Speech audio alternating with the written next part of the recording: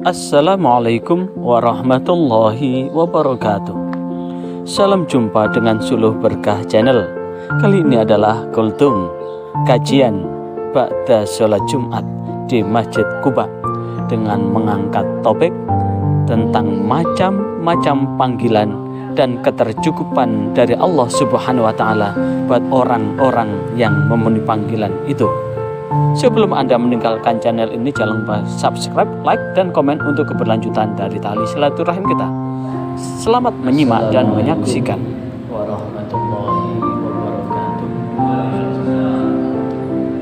Alhamdulillah. Allahumma sholli wa sallim wa barik ala sayyidina Muhammadin wa ala alihi wa ashabihi wa man irtadah wa ba'd. Hadratul muhtaram wa rasul saking Masjid Quba Temanggungan menika jamaah sholat Jumat rahimahullah. Kalau melanjutkan materi sang khutbah tadi, pilih dalam hidup ini, hidup yang kita jalani menika merupakan panggilan. Paling tidak sepanjang hidup kita dipanggil dalam 4 kesempatan. Pertama, dipanggil untuk lahir ke dunia ini. Yang kedua, dipanggil untuk menjalankan sholat 5 waktu. Yang ketiga, dipanggil untuk datang ke Baitullah. Yang terakhir, dipanggil untuk meninggalkan dunia ini. Keempat panggilan ini ternyata ditandai dengan azan dan iqamah. Saat lahir disunahkan bayi yang baru lahir tadi diazani dengan telinga kanan, diiqamai telinga kiri. Saat datang waktu zuhur, asar, maghrib, isya, zuhur, asar, maghrib, isya, subuh pun ditandai dengan azan. Ketika menegakkan sholat ditandai dengan iqamah, dan iqamah itu menurut targhib Rasulullah itu ibarat bertamu mengetuk pintu. Makanya kurang afdol kalau jamaah walaupun hanya 2 orang, kalau tidak diawali dengan iqamah, karena iqamah itu adalah ibarat tamu begitu mengetuk pintu.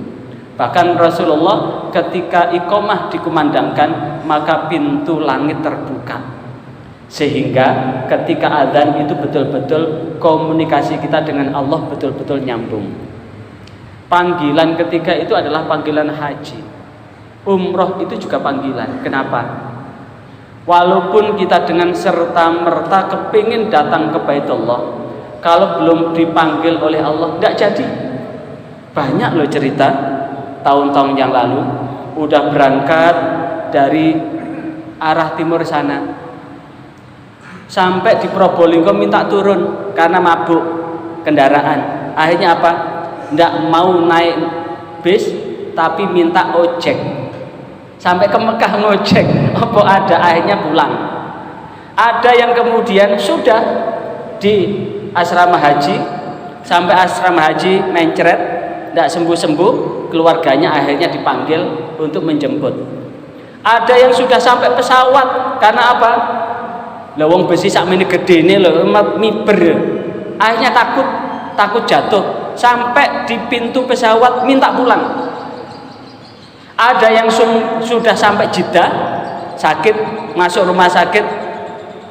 Ada yang sudah sampai Medina, bahkan ada yang hari ini persiapan ke Arafah, meninggal dunia. Ada yang sakit dan sebagainya.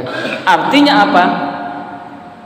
Itu juga panggilan. Bahkan pengalaman saya sendiri, saya tanggal 20 Desember kemarin itu merencanakan umroh. Tanggal 18 kecelakaan, ditabrak mobil. Akhirnya nggak jadi berangkat. H-2 kecelakaan. Artinya apa? Kesana itu juga panggilan. Kalau sudah dipanggil, maka paling tidak fa idza azamta fatawakkal 'ala Allah. Kita berkeinginan semua, karena bagaimanapun juga haji itu adalah rukun Islam yang kelima. Kita belum sempurna rukun Islam kita bila tidak disempurnakan dengan haji. Apakah nanti berangkat atau tidak urusan Allah. Yang paling penting adalah daftar. Walaupun misalkan sekarang ada yang umur 70, Jenengan daftar aja. Jangan dipikir apakah panjenengan nanti bisa berangkat atau tidak. Paling tidak ketika panjenengan sudah daftar, urusan berangkat atau tidak itu urusan Allah. Nadin wa'alainal balag. Tugasmu hanya memanggil, sampai tidaknya itu urusan saya, kata Allah. Karena bagaimanapun juga kemarin ada jamaah haji tertua umurnya 110. Umur 110 itu daftarnya tahun berapa Bapak? Daftar tahun 2019 kemarin. Kalau daftar tahun 2019 sementara umurnya 110, umur pinten? Halo? Umur pinten Bapak? Kalau berangkat umur 110, berangkatnya 2019 kemarin, di kurangi 5 tahun, berarti umur 105 loh baru berangkat.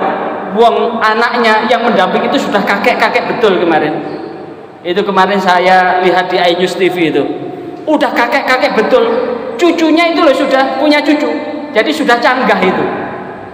Itu berangkat Bapak, umur 105 berangkat, daftar berangkat. Artinya apa?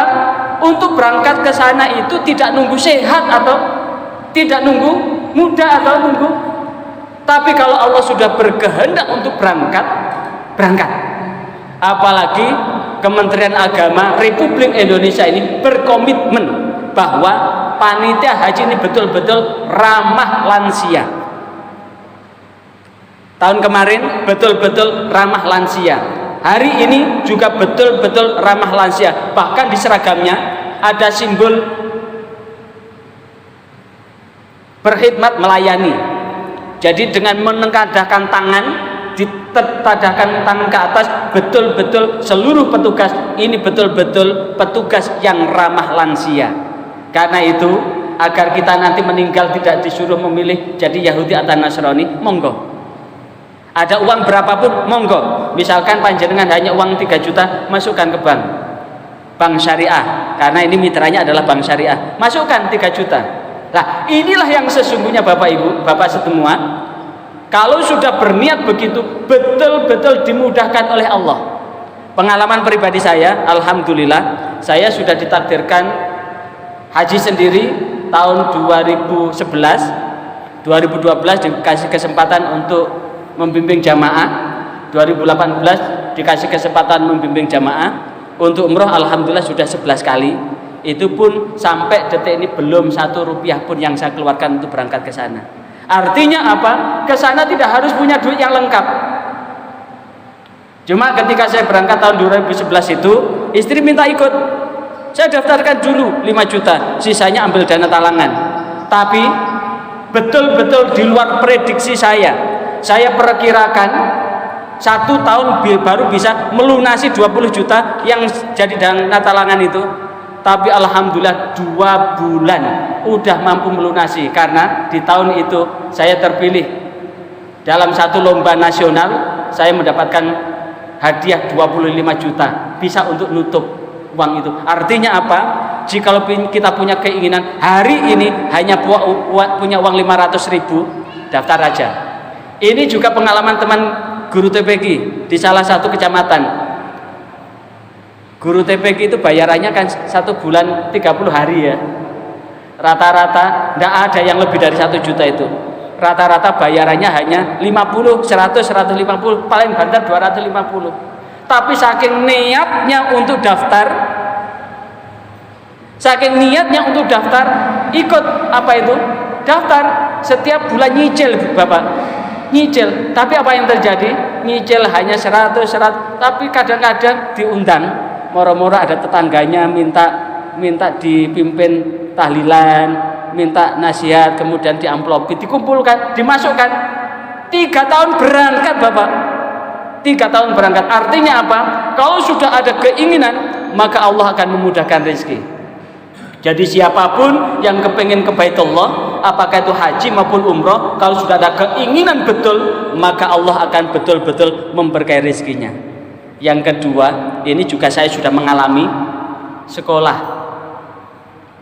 Siapapun yang kepengen menuntut ilmu, maka Allah akan memberikan kesuksesan untuk sampai. Alhamdulillah saya itu sampai doktor, sampai S3 itu bekerja sendiri mulai SD. Saya kerja itu mulai kelas 2 SD. Itu sudah kerja sendiri. Kuliah itu hanya bawa uang 50.000 dari rumah. Saya kebetulan asli Lampung. Dari Lampung kemudian ke Malang itu hanya bawa uang 50.000, tapi alhamdulillah Allah memberikan taufik bimbingan untuk bisa bekerja cari uang hingga saya mampu menyelesaikan S1. Ketika mau S2 punya keinginan, tidak punya uang, tapi alhamdulillah dapat beasiswa. Mau ke S3 alhamdulillah Allah melancarkan. Makanya kalau kemudian saya sering memberikan motivasi buat mahasiswa saya atau murid-murid saya, silahkan kalau kalian punya tekad untuk pintar, manjadda wajada. Siapa yang sungguh-sungguh akan mendapatkan, manzaro'a hasoda. Siapa yang menabur benih akan memanennya. Tidak usah berpikir bapak punya uang atau tidak, punya pekerjaan atau tidak. Melangkah doa restu orang tua itu lebih besar daripada uang apapun dan sebesar apapun. Karena orang tua itu adalah pintu surga yang paling lebar. Bahkan doa kedua orang tua itu seperti doa para nabi terhadap umatnya. Yang ketiga, buat rumah.